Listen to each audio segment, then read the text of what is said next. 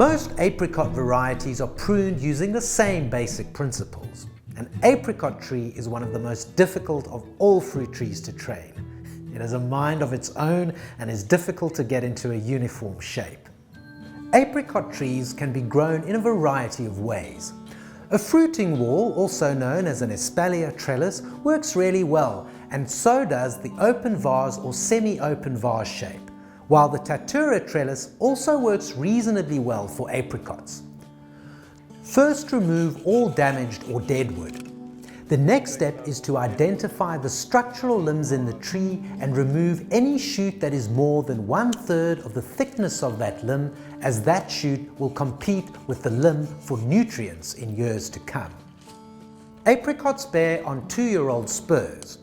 One has to develop as much 2-year-old spurred up wood as possible. This is accomplished by heading into 1-year-old wood, leaving a shoot that is no longer than 20 centimeters.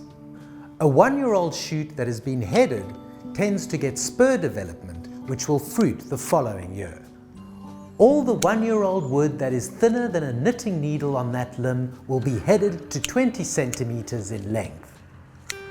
A small amount of spur thinning can be done to remove spurs if necessary. It's very important for the pruners to identify the structural limbs and the bearing units. They can be thought about as the bone and the meat of the tree. The structural limbs can be seen as the bones of the tree, as they are there permanently. The meat is the bearing unit. It's there for only a short time. We keep on rejuvenating it, so you've got young, soft meat, but the bone is permanent. So with apricots, it's very important to identify what is bone and what is meat. The meat you remove and you cut back into the 1-year-old wood to stimulate spurring. This is the only fruit kind on which you would cut back into 1-year-old wood. Apricots are usually pruned while they are in flower. There are 2 reasons for this. Firstly, vigorous growth is not stimulated in the tree, and secondly, there is less chance of bacterial infection as the sap flow is outwards and sap will not draw the bacterial disease into the tree. Well, that's it for apricot pruning. Please note that our pruning programs give the general theory related to the pruning activity.